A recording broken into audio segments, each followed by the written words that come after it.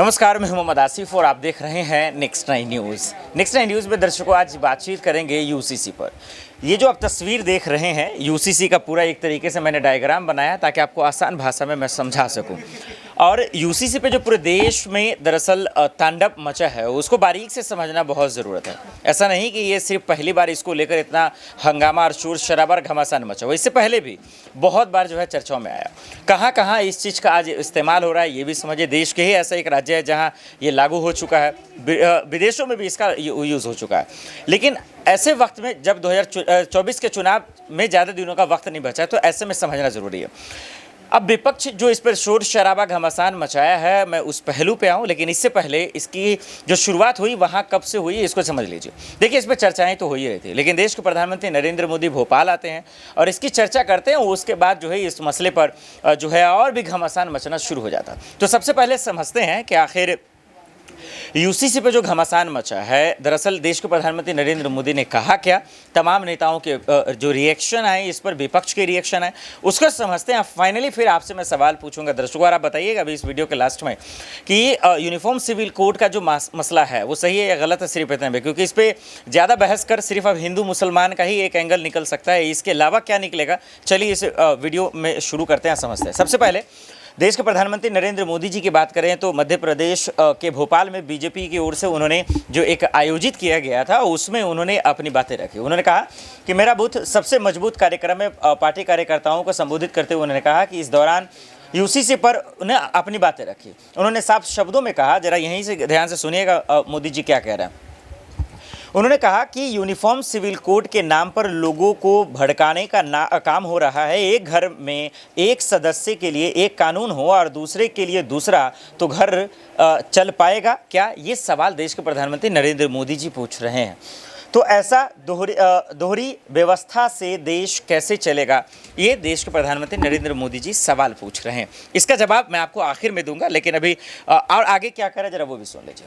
देश के प्रधानमंत्री नरेंद्र मोदी आगे कहते हैं कि सुप्रीम कोर्ट ने बार बार कहा है कि कॉमन सिविल कोड लाओ, लेकिन वोट बैंक की राजनीति करने वाले इसका विरोध कर रहे हैं। देश में दो प्रणालियाँ कैसे हो सकती हैं? बीजेपी ने तय किया है कि वह तुष्टीकरण और वोट बैंक की राजनीति के बजाय संतुष्टीकरण के रास्ते पर चलेंगे।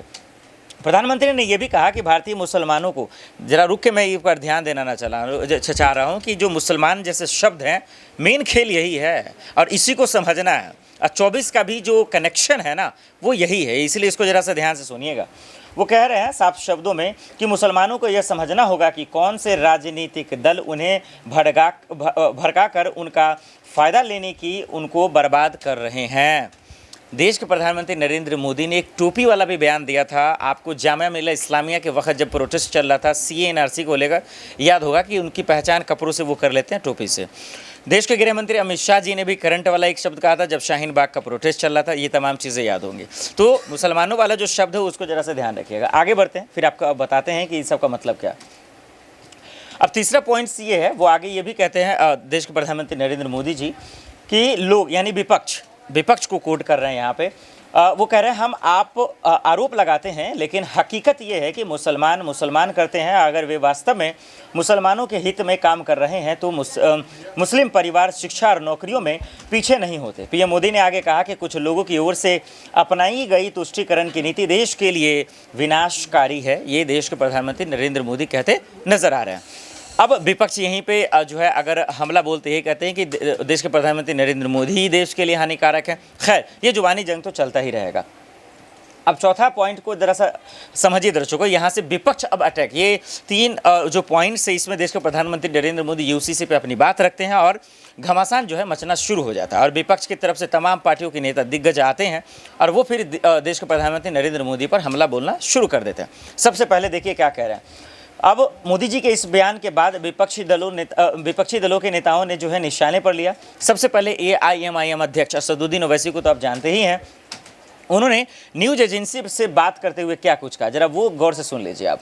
उन्होंने साफ शब्दों में कहा कि ध्यान से सुनिएगा फिर आपको समझ में आएगा कि प्रधानमंत्री को यह समझने की ज़रूरत है, मोदी जी के बारे में कह रहे हैं कि समझने की ज़रूरत है अनुच्छेद 29 एक मौलिक अधिकार है। मुझे लगता है कि प्रधानमंत्री को यह समझ नहीं आया संविधान में धर्म निरपेक्षता की बात है, इस्लाम में शादी एक कॉन्ट्रैक्ट है और हिंदुओं में जन्म जन्म का साथ है। क्या आप सबको मिला देंगे? भारत की विविधता को वे एक समस्या समझते हैं। दो बातें असदुद्दीन ओवैसी ने रखी और ये भी बात सही है भाई, क्योंकि हिंदुओं की बात करें सब में जो है अपनी अपनी एक लॉजिक है, अपना अपना रीति रिवाज है और मुसलमानों में भी वैसा ही है। चाह के भी आप इसको मिला नहीं सकते। आप जब 2014 में मोदी सरकार बनी तो आपने देखा कि छुआछूत, उसके बाद जो है ये तमाम चीज़ें ख़त्म, लेकिन आज उससे ज़्यादा ही बढ़ गया। कोरोना के बाद तो और भी भयावह हो गया। तस्वीरें, लोग एक दूसरे को देखना नहीं मांगते हैं तो खाने की तो दूर की बात है, छोड़ दीजिए आप। डॉक्टरों का हाल आपने देखा होगा किस तरीके से उन पर पत्थर बरसाए गए, उन्हें मारा गया, पीटा गया। पेशाब वाला कहानी तो आप जानते ही होंगे। बीजेपी वाले का क्या हाल है।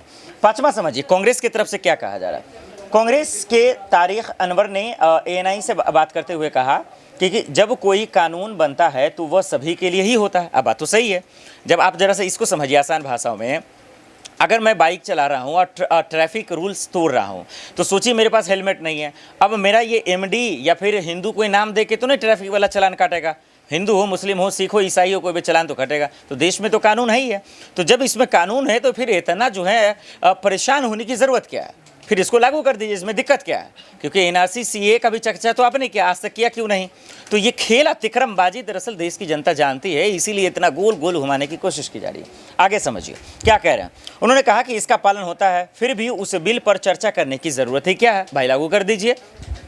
फिर कह रहे हैं कि पारित हो चुका है। PM मोदी ऐसा इसलिए कर रहे हैं क्योंकि चुनाव सामने है और उन्हें देश के लिए कुछ नहीं किया है। यानी एक आरोप मोदी जी पे ये लग रहा है कि अगर आपने 9 से 10 सालों में अगर कुछ किया होता तो शायद इसकी ज़रूरत ही नहीं पड़ती, और यही वजह है कि आपने किया नहीं आज, इसलिए आज चाहे राम मंदिर हो या फिर ट्रिपल तलाक, यही तमाम चीज़ों को मजबूरन उन्हें लाना पड़ता है अनुच्छेद 370 ताकि आप हिंदू मुस्लिम कर सकें। बहरहाल ये आरोप प्रत्यारोप की राजनीति तो चलेगी, लेकिन एक्चुअल क्या है, फैक्ट्स क्या है, ये समझना बहुत ज़रूरी है।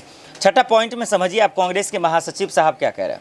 कह रहे हैं केशव वेणुगोपाल ने कहा कि PM मोदी बेरोजगारी, महंगाई, मणिपुर के हालात पर बात क्यों नहीं करते हैं। मणिपुर 60 दिनों से जल रहा, एक बार भी उन्हें शांति की अपील नहीं की। इन सब मुद्दों को ध्यान भटकाने के लिए वो ऐसी बातें करते नजर आ रहे हैं और UCC पे चर्चा कर रहे हैं। चलिए एक वक्त के लिए समझ सकते हैं कांग्रेस का भी वही हाल है, हिंदू मुस्लिम सबको करना है। लेकिन एक बात इसी में दम है कि भाई आज 8 से 9 साल हो गए, 10 साल हो गए आपको, कम से कम आज देश में देखिए महंगाई का आलम देखिए कितना ख़तरनाक है। इस पे चर्चा कर लेते, इस पे बातचीत कर लेते, लेकिन आज महंगाई, बेरोजगारी, इन तमाम मसलों पे बात करेंगे तो देश का सबसे बड़ा मूर्ख आप समझे जाएंगे, क्योंकि नेताओं को अब इन चीज़ों से वास्ता रहा भी नहीं है।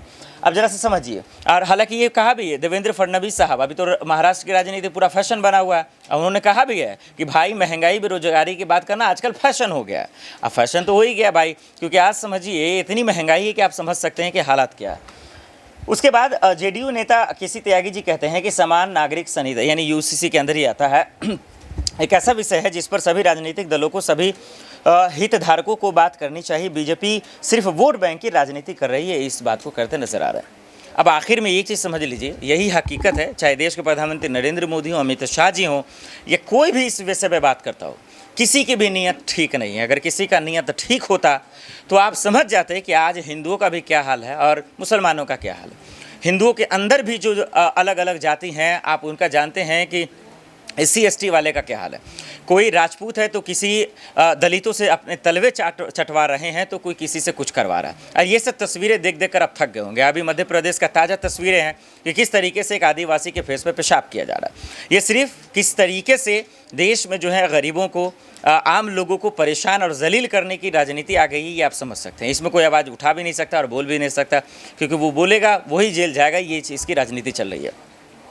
जब लोगों से सर्वे किया गया, इस पर बातचीत किया गया, तो अधिकतर लोगों ने सिर्फ और सिर्फ यही कहा कि यूनिफॉर्म सिविल कोड सिर्फ इसलिए चर्चाओं में आया, लाया नहीं जाएगा, याद रखिएगा, क्योंकि CA NRC भी आज तक लाया नहीं गया, वही हो गया। सिर्फ इसलिए चर्चा बना ताकि तमाम मुद्दों पे मिट्टी डाला जा सके, और इस पे हिंदू मुसलमान जम के किया जाएगा और जम कर वोट जो है बटोरा जाएगा। 2024 में फिर से एक बार कमल लहरा जाएगा। बहरहाल इस मसले पर आपके क्या रहा है हमें कमेंट कर बताइएगा।